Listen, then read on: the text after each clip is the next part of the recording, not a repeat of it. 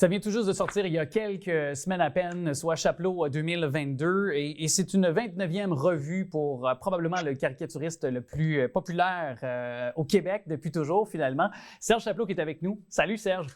Allô, ça va? Ça va très bien. C'est pas le plus populaire, c'est le plus vieux. Ah, le plus vieux aussi. Ben, ouais. Peut-être aussi, mais en tout cas, le plus vénéré, le plus suivi, ça c'est sûr, par les ouvrages, par les émissions de télé, bien sûr. Et ben, pourquoi d'ailleurs, puis c'était ma première question, on voit un François Legault sous des airs de Maurice Duplessis sur la page couverture. Je trouvais ça très drôle.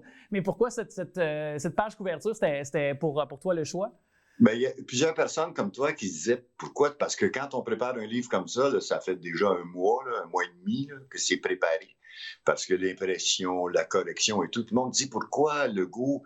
C'est parce que Legault va donner ses cadeaux et les chèques commencent à rentrer maintenant. Donc, j'avais un petit peu raison. C'est le nouveau Père Noël. Hein? Ouais. Au lieu d'y mettre une barbe blanche, ben, je l'ai mis en Duplessis, qui gagnait ses élections comme ça. Hein?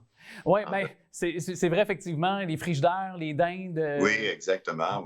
On livrait. C'est quand même. J'ai pas connu cette époque-là, mais quand même. Moi non plus. Ah non, OK. Donc, pas si vieux que ça, finalement. Non, exact. On voyait donner effectivement des cadeaux, puis tous les gens alentour de moi que je rencontre, que je promène, je vais au restaurant, je rencontre des gens. C'est très bizarre. Il n'y a pas personne qui pense de déposer cet argent-là dans un compte. Ils pensent tout à dire « Yes, on va aller dépenser un peu ». Eh bien, je dois l'avouer, je l'ai dépensé. Déjà. Ouais. C'est ça. Est-ce que tu l'as dépensé toi aussi ou? Moi, j'en ai pas. OK. Ah. Ça me dit à peu près quel montant. Oui, c'est ça. que tu gagnes. Je voulais savoir, parce que, bon, l'année 2022, est-ce que c'est moi ou ça a été quand même une bonne année pour les caricaturistes comparativement aux années antérieures? Est-ce que c'est moi ou? Bien, je pense que ça a été une bonne année pour une seule et unique raison. Je pense que ça a été une bonne année pour tout le monde. C'est la sortie de la crise de COVID. C'est encore là, c'est encore très présent. On va avoir des problèmes dans le temps des fêtes, mais tout le monde est un peu tanné. Moi, ça fait je n'ai fait un l'année passée, un livre, on n'avait pas fait les années d'avant. C'est pour ça que c'est le 29e, ça devrait être le 30e. Mais à un moment donné, tout le monde est content. Et même les politiciens qui ont commencé à fournir du très bon matériel cette année. Oui. Bien, justement, je me disais, est-ce que par l'arrivée des médias sociaux, depuis, bon, déjà quand même quelques années, là, plus d'une décennie, mais est-ce que pour un caricaturiste, ça a changé? Est-ce que on pense un peu plus à qu'est-ce qu'on va faire, comment on va le faire, compte tenu qu'on veut que ça perdure dans le temps, parce que maintenant, avec les réseaux sociaux, ça se prolifère plus rapidement? Ou? Oui, je suis un peu débarqué de tout ça. Je suis de plus en plus là. Dans les réseaux sociaux. Tu sais que sur Facebook, mettons, je publie un de mes dessins. N'importe qui peut prendre mes dessins, enlever le phylactère, la bulle, mettre le titre qu'il veut, me voler mon dessin, changer le texte. C'est époustouflant. Je trouve ça d'un ridicule. Alors, je ne suis pas là. Ça ne doit pas être là. Je publie dans un journal. C'est la presse. Il y a un bon lectorat. Il y a assez de monde. Ça me suffit. Si je continue, bien sûr que je vois les courriels le matin. J'imagine que si j'étais sur Twitter, je ne dormirais pas la nuit parce que le nombre d'insultes que je reçois, c'est assez exceptionnel. Mais c'est presque drôle maintenant. Là. Ah oui, plus maintenant qu'il y a 15-20 ans. Ou même absolument, absolument. Ouais. Avant ça, il fallait que tu ailles à la taverne pour te faire insulter, tandis qu'aujourd'hui, regarde, c'est quoi l'expression anglaise « don't drink and tweet ». Quand je reçois des messages à 11h30, minuit le soir, ou le gars qui se réveille à 5h le matin pour dire « qui vais-je haïr aujourd'hui? » Ah, ça va être Chapelot. Mais en même temps, est-ce que c'est pas là, quand ça fait réagir comme ça, est-ce que c'est pas là un peu la récompense du caricaturiste? On veut que les gens nous tu sais, qui réagissent, que ce soit positivement, négativement, c'est pas ça un peu la paix? Quand j'ai des réactions, que ça soit positif ou négatif, quand j'ai des réactions sensées, ça m'arrive régulièrement de faire des dessins qui ne sont pas nécessairement à la hauteur. Quelqu'un va dire « tu te trompes, tu n'aurais pas dû faire ci ou ça ». J'apprécie ça. C'est juste les idiots qui sont achalants. C'est juste ceux qui font 14 fautes par 2 lignes en t'insultant avec des mots vulgaires. Ça devient un peu plate. À un moment donné, tu apprends à les reconnaître. Hein. Tout à fait. Puis moi, je me disais, parce que là, vous avez quand même plusieurs décennies derrière la cravate en tant que caricaturiste, c'est qu'est-ce que c'est une caricature réussie? Pour toi, c'est parce que plusieurs ont sûrement leur définition, mais pour la tienne? Moi, je pense que première chose du caricaturiste, c'est quand tu fais une bonne communication avec la personne qui le regarde. Si quelqu'un me dit, si tu entends du bruit, là, c'est quelqu'un qui est en train de nettoyer ma terrasse, fait que on s'occupe pas de ça.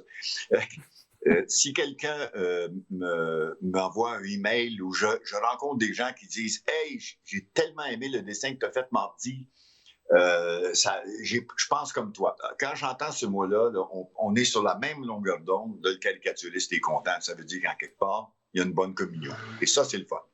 Est-ce qu'un caricaturiste doit être impartial dans tous les sujets, même quand on a un imbécile comme Donald Trump qui était président des États-Unis? Ah, tu viens de dire que c'était un imbécile. Moi, c'est mon ami. Non. C'est un gars qui fournit du très bon matériel. Mais on vient tanner. Tu vois, cette semaine, la semaine dernière, la presse faisait une fête pour les donateurs de la presse et j'ai présenté une revue de l'année de mes caricatures. Et à la fin, j'ai eu le temps de dire, je suis très content, je n'ai pas mentionné une seule fois le nom de Donald Trump. Hein? Je n'ai même pas montré de dessin cette année. Ça fait du bien.